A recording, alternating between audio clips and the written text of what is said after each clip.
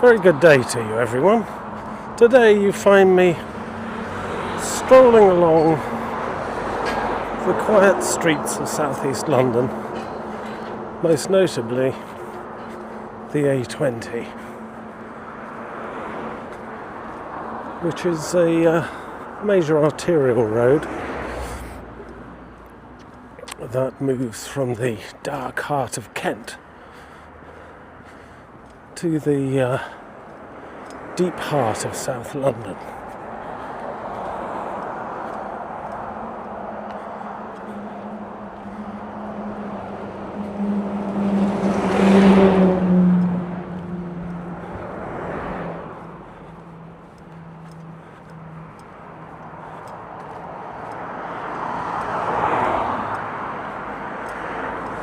It's not a particularly pleasant place. It's full of traffic, as you'd expect from a major road. It's very noisy. The few trees that line the side of the dual carriageway are begrimed with soot and diesel smoke and hang on to their survival by only the thinnest of roots. Yet, not far from this place where I'm currently trudging, in the shadow of articulated lorries, is a 9-acre nature reserve and bird sanctuary.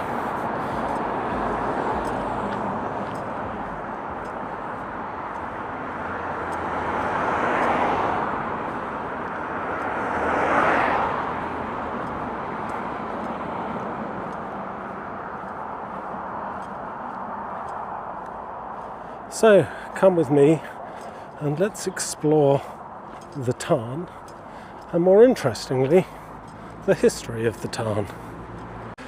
So, after a short and unpleasant walk along the A20, we come to our destination, which is the Tarn, as described. So let's have a little wander around and see what we can find.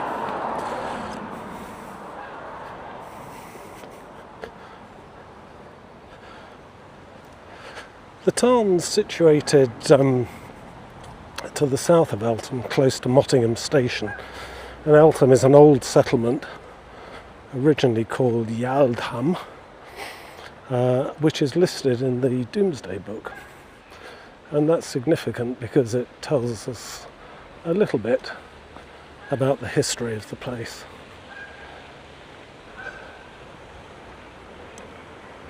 I'll just give you a second to take in the really very attractive surrounds.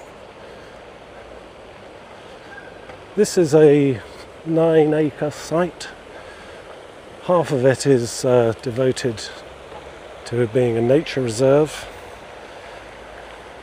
and a bird sanctuary. And as you can see, the birds, certainly the geese, are very plentiful here.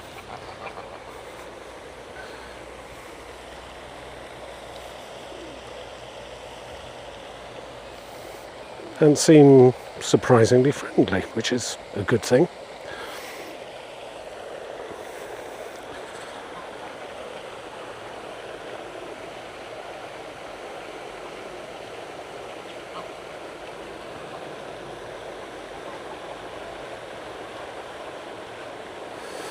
So, a little bit of the history of the Tarn. The area we know as the Tarn today was originally part of one of 3 parks that belonged to Eltham Manor. Now, those 3 parks were the Middle Park, the Horn Park, and the Great Park. And the Tarn was part of the Great Park, and includes a lake of some 2.5 acres in size. And Eltham Manor was given to Bishop of Bayeux by his half-brother, William the Conqueror, when the French had their successes at Hastings in 1066. In the early 14th century, 1315, Edward the Second declared the Great Park to be a royal deer hunting park, which formed part of the lands belonging to Eltham Palace, which is 700 yards up the road, and was the follow-on from the original Eltham Manor. And Great Park and the Tarn as we see it today remained in that condition for several hundred years. In fact, over 300 years, until the outbreak of the Civil War. When King Charles I was captured in 1648 and ultimately executed a year or so later, the park was sacked, all the deer were killed, and eventually it moved out of royal ownership into private ownership, initially under Walsingham, and then to Sir John Shaw. Sir John Shaw built a lodge in the park, Eltham Lodge, and Eltham Lodge is now the clubhouse of the Royal Blackheath Golf Club and exists to this day. That was built in, I think, about 1664, something of that sort. I can't remember the date exactly, you can look it up. Of course, the Royal Blackheath Golf Club is the oldest golf club in England, and very fancy it is too. But let's enjoy the sight of the gorgeous lake and the myriad birds just for a moment or two before we continue with the history lesson.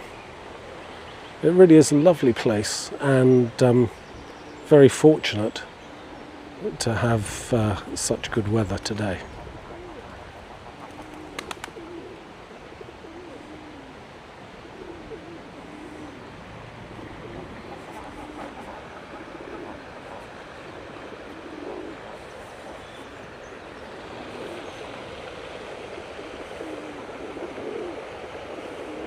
It's actually hard to believe that only a couple of hundred yards away from where I stand at the moment is the thundering A20 that I walked along earlier.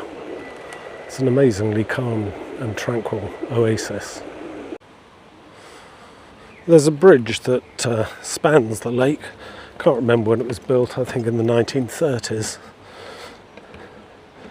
And you can probably just make out over in the distance the green of the golf course that belongs to the aforementioned Royal Blackheath. And because it's springtime,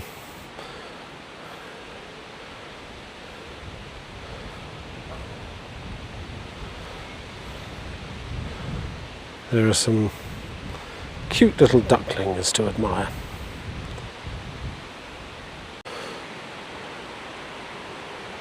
And here's the view from the other side of the bridge, looking back towards Mottingham and Eltham. It really is quite lovely. And here's a plant you don't often see these days, one that I remember very well from my childhood, the famous red-hot poker, Nymphophia, if I remember my Latin correctly. There's something rather Jurassic about it, I've always thought. One of the interesting curios found within the Tarn, which incidentally used to be called Starbuck's Pond, is the ice well. Now, this well was built in 1750 and was used to store ice that was then used in Eltham Palace, which is about 700 yards up the road, and also by the lodge, which is a little bit closer than that.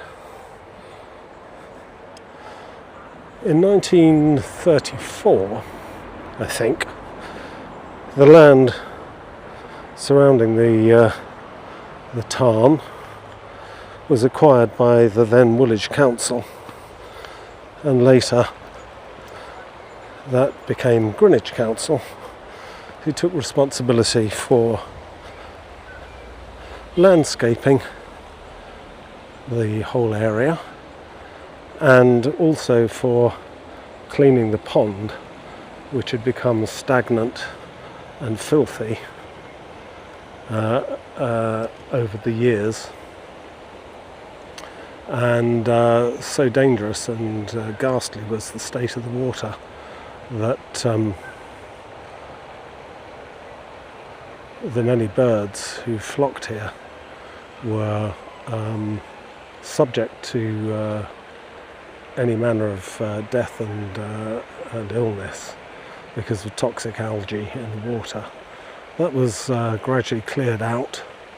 Water filtration was fitted, and today, happily, the whole place is, as you can see, absolutely delightful and lovely.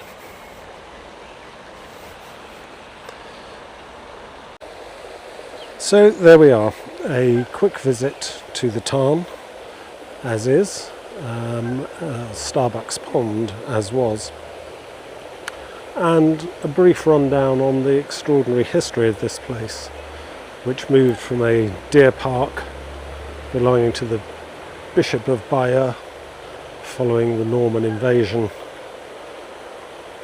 through the to a royal deer hunting park, and then following the Civil War and its destruction to something we see today, which is utterly charming and very pleasant to enjoy.